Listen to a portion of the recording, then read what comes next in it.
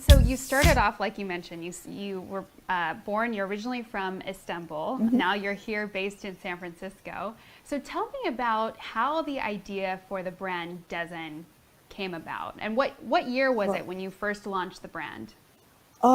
it's fairly new, so Mm-hmm. the but it's kind of like it happened through the years that I have to say. So I have a long period of time in high-end luxury jewelry, particularly accessories along the way. Mm-hmm. Mm-hmm. And that's great. But being in San Francisco, and I've been in San Francisco, I'm living in San Francisco 20 years now. So Wow. living in the city, experiencing all these high tech, and we always, we know whatever is the latest technology, we generally speaking know earliest in Right. this area, whether you like it or not, you're exposed to it.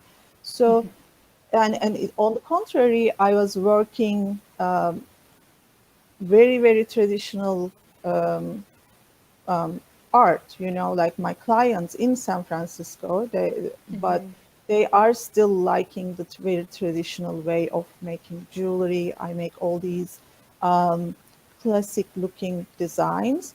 There was Mm-hmm. a extreme disconnection between what I'm living through in San Francisco as a resident versus what I'm making. I love what Wow. I'm making, but it Right. wasn't reality in a way. It was another world. It's just so disconnected. So it was okay. I like it and I do great job on it, but somehow it come to the point I just didn't want to do it anymore. It wasn't relevant to me Right. personally. And I came across with digital sculpting and thinking through my traditional training is on sculpting and ceramics. Actually, I have a bachelor art Mm-hmm. degree. Going through to digital sculpting, gaming, and technology, that was like complete opposite. That how Wow. design born. That's pretty weird, but that's how it happened. So what I did is thinking through how I can implement the technology to the most traditional trade, which is jewelry, and using the Right. techniques, using the technology, making a new piece, thinking through the sustainability. It's creating everything at the same time, not just the shape or form. I think how design born is building up on my experience in the trade and just learning in San Francisco the latest and the greatest and see what's going to happen. So, Right. Yes, you're certainly right. Hard when you're in this city to kind of get away from, the technological aspect of it. And yeah, yeah, obviously, your brand really sits at the intersection of fashion and technology, and circular fashion, which we're yeah, gonna design principles, excuse me, which we're gonna yeah, talk about yeah, as yeah. well.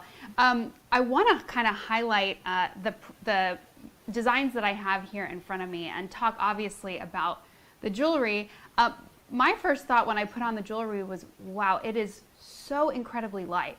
So tell us what materials go into making the earrings. Yeah, it is light, and that's like what I'm proud of Yeah. because that was like when you think about designing, if it besides the ornamental part of it, actually designing a product is very much you have to think through it. You have to question Mm-hmm. everything. You have to think through it. If it's a good design, there's no point that you cannot answer logically, right? It's not like, Right. oh, I made it, and so light material is plant-based resin, which I started searching a few years back, and I wasn't sure if it's possible to do it.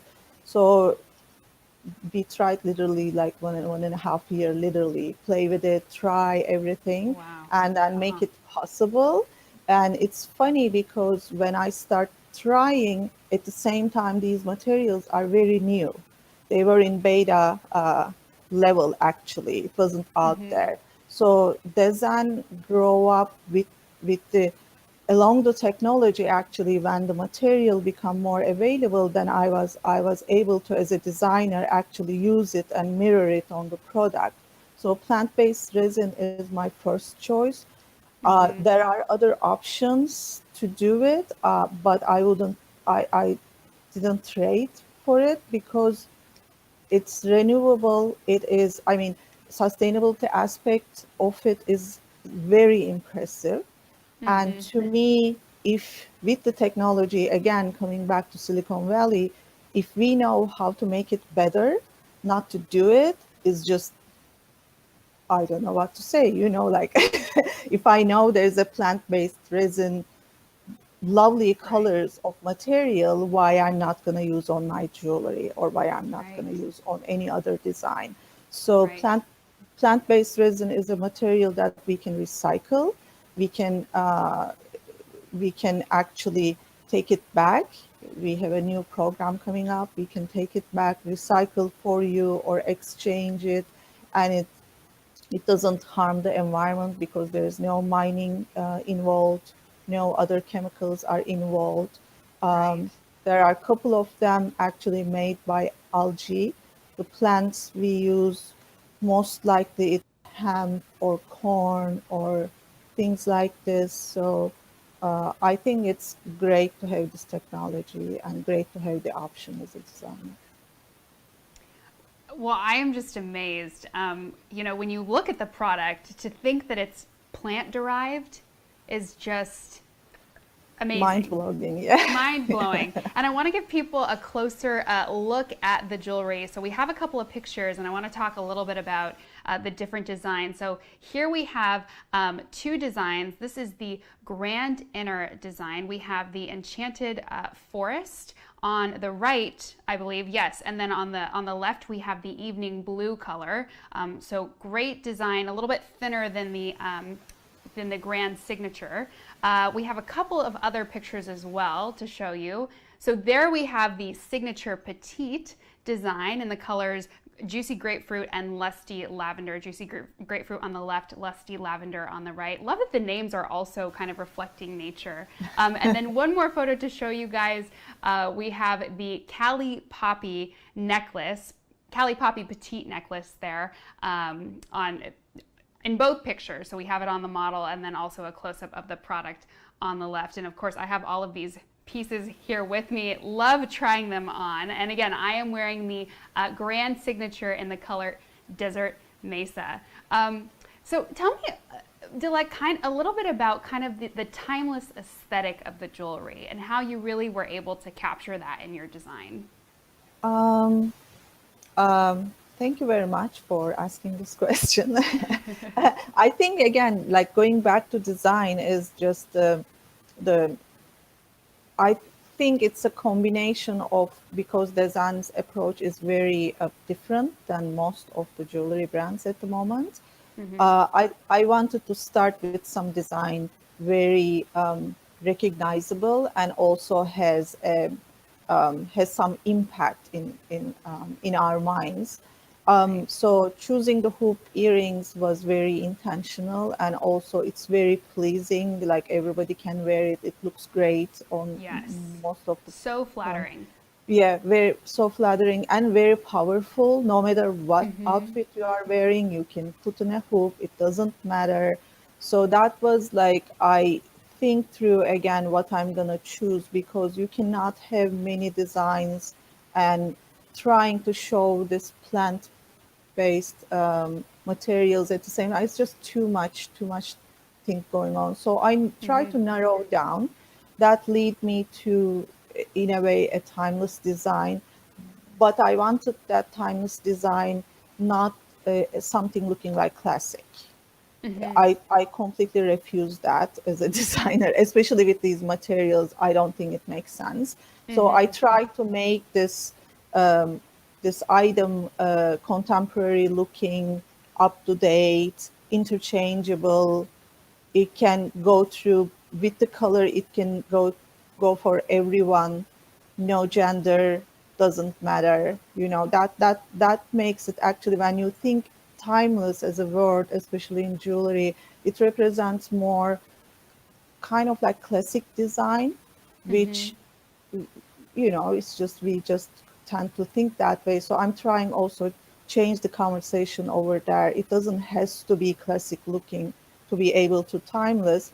Like the Right. hoop earrings, for Right. example, it has been worn in centuries, and I Right. mean, we don't we don't take it as a classic looking like stud earrings, or Right. wedding bands. So I think I like challenge things, and I Mm-hmm. like find in design, even if it's a timeless, what it could be more modern, more contemporary, more what we are using today. I think Mm-hmm. it's very important for me, for whoever is wearing my designs. I want them to enjoy today.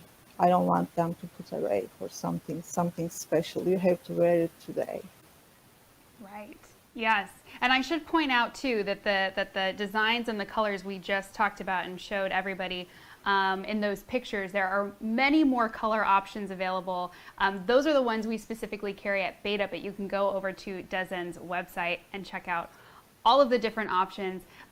Really, there's so many different color choices, and I feel like there's just so much personality and life to these pieces, which I love. And again, if you're someone who maybe doesn't, like to experiment with jewelry, especially larger jewelry, this jewelry is so comfortable. It's so lightweight, and if you don't want to go bigger, you can of course go smaller with the signature petite, which I love.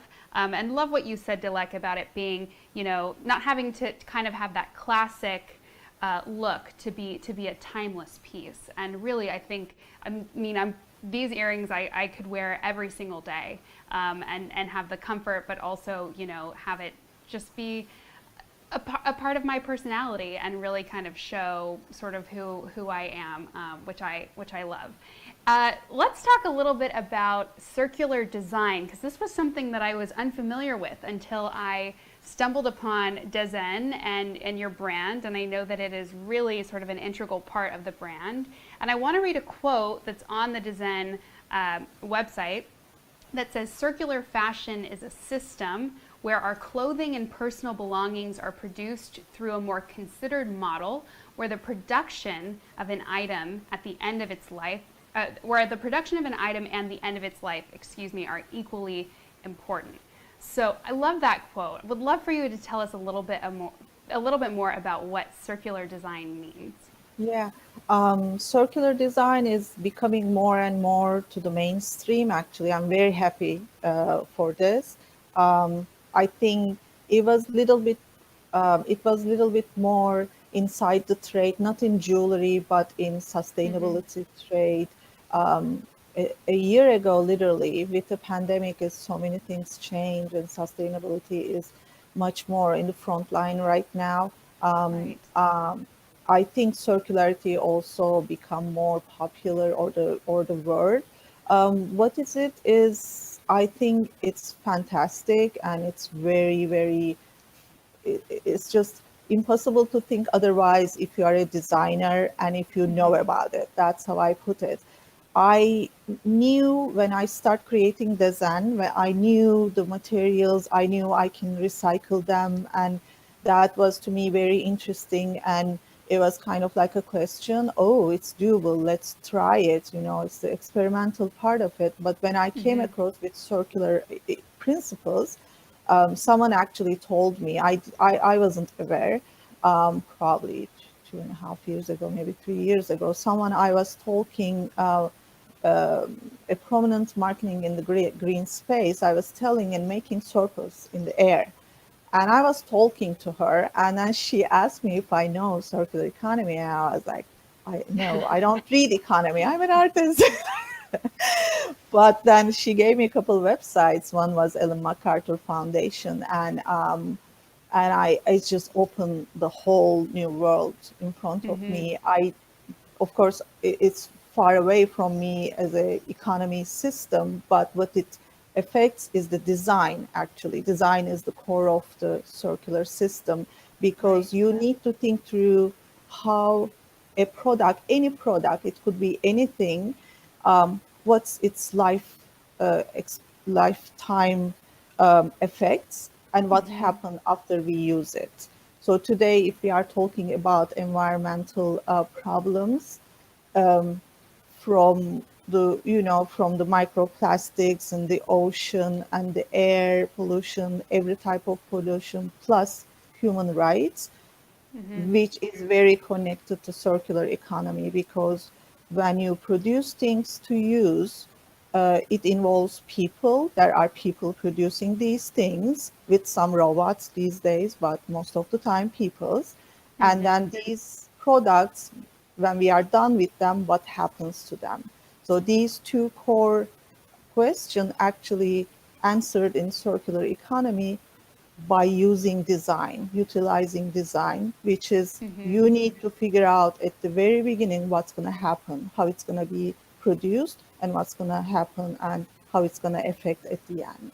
So Mm-hmm. circular fashion in this terms, if we know any product, for example, design pieces, if I'm using plant-based materials, and if I'm using as a metal um, 80% aluminum, which is the most abundant and easily recyclable metal in the earth, Mm-hmm. and the rest, if I'm collecting the rest and reusing at least 2 or 3 times, that means I'm not giving anything to landfill. It's zero. Right. So, and then if I'm treating my employees, and if it's made in locally in San Francisco like we do, then we don't do overseas shipment. That is less carbon footprint as a company. Then Right. we don't send them in a distribution centers. All of these are so connected globally. So Right. circular economy is just fascinating system that I think we all should practice, and Yeah. hopefully we will in the future globally. I'm sorry, I'm so excited about Absolutely. No, that. no, I'm excited about it too, and I'm so glad that you kind of broke it down for us a little bit because, like I said, I was sort of unfamiliar with the term until I heard about it through you and through the brand. And I think there are so many brands out there that have sustainability principles, which is wonderful. But you really have taken it a step further. You have so much information on DEZEN's website where you actually show kind of the breakdown of how DEZEN is a zero waste company that's created an ethical supply chain. So you have really been so transparent with the consumer about how you're producing all of your pieces. Tell me why, as an entrepreneur, it was so important for you to be so transparent. um, I think it's very, I mean, it's the values. It's the Mm-hmm. values very important, because again, going back to my luxury days, and the impression of the diamonds, if we never ever have this Hollywood movie, nobody was going to talk about the blood diamonds and things like Mm-hmm. this. So there is these trade chains developed over the centuries that we don't talk about so much how it's Mm-hmm. happening. If you are in that trade, and if you are working in that trade, that's you kind of, even if you try, if you don't really agree, somehow you kind of keep it silence.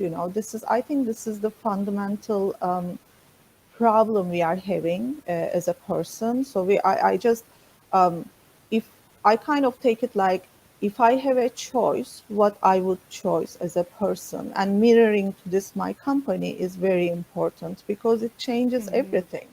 If you Right. set up transparent company, then it'll be like this. I'm trying to do my best. Luckily, I know how to produce things. Being a designer, I know how I can get the material, how I can question the material. Maybe not every brand founder doesn't have these options. They may not Right. know how to design. They may not know how to make it. In my early time in my career, I actually worked in bench in the workshop, so I Mm-hmm. actually know how is the field. So if you know this, uh, I think is the personal responsibility and a business responsibility to do better. If you have an option, it's our obligation. That's how I take it. Not just being, we are a transparent brand, that's great, we are sustainable, but it needs Mm-hmm. to have a substance behind it. So the information at DEZEN website is great. It wasn't there before. I was thinking everybody is gonna get it anyway, but I saw that it's not happening. So I actually try, you know, we tried like to put as we understand, no filter, nothing. How we Right. talk inside the company, and we have a small team, that's how it is on the website. Because if you have one part of the sustainability and if you are not trying to at least answer the other parts, Mm-hmm. it is not correct. Like how I explain, everything is connected. Everything is connected, and that goes to consumer too. So how they choose or how they pressure the brands will Mm-hmm. affect how brands act Right. Right. technically, you know. So that's why Right. I try to be very transparent. I actually, right now we are producing in San Francisco, but in the future, hopefully when we get better, bigger, I would love to produce in different locations too, not necessarily in Mm-hmm. San Francisco or overseas. So I'm a Mm-hmm. big advocate of local production because I know it affects the communities. Again, Absolutely. yeah, my first, I think I take it as an obligation to choose to do better. Right. Well, and you're, like you said, you're making the choice, I think, with your brand very, very easy for the consumer. Because not only is it jewelry that you're going to look great in, but you're going to feel good about wearing it too. And I really do believe that, I've gotten compliments already on wearing this jewelry out and about. And what's great is that it starts the conversation. People get to learn more about circular design principles, and about how they should be, really, like you're saying, really picking and choosing sort of who they buy from, and what they decide to wear. As it's a reflection, I think, of our own internal values as Yeah. well. Um, Tell me, so kind of, in closing here, we're talking, about jewelry that really is much more than jewelry. And we've talked about how these are much more than earrings. And we do have Mother's Day coming up. I think this is a phenomenal gift. If you don't know what to get your mother or that motherly figure in your life, DEZEN brand has you covered. And when you're gifting a piece of jewelry from DEZEN, Dilek, what are you really giving to your loved one? I think you are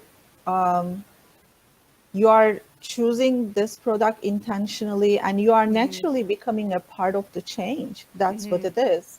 If you choose this gift versus any gift, of course, the fashion is very emotional Yeah. and we all are like this, including myself. Of course, it needs to be look beautiful to you first. It needs Right. to look attractive and nice and everything else. But behind that point, it's not just the price comparison. It's not another earring. It is an act that you are giving a clean product. You are Mm-hmm. giving a renewable product. It has minimum carbon footprint as much as possible.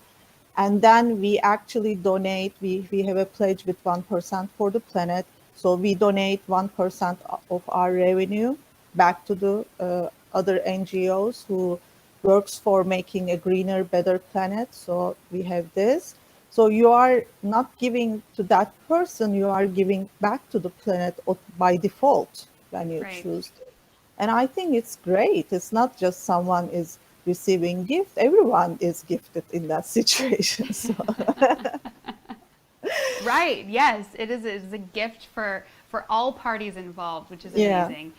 Dilek, thank you so much for joining me. I just want to stress again, I mean, everybody needs to go on to DEZEN's website or head over to beta.com. The pictures that we showed you are obviously stunning. And I know I have the jewelry here with me. It's hard to kind of see the details. You need to get your hands on a piece from DEZEN to really see it up close. The craftsmanship is just gorgeous, and the colors are stunning as well. And again, a true reflection of nature. Dilek, thank you so much for joining us today. My pleasure. Thank you for having me. And you all, like I said, can go over to DEZEN's website or to beta.com. We have these styles available. They range from $58 to $88. Again, a great gift for Mother's Day coming up, and I believe we have some promotional opportunities coming up as well with DEZEN. So head over to beta.com. Thank you again for joining me on this live episode of Beta Insider. We'll see you next time right here on Beta TV.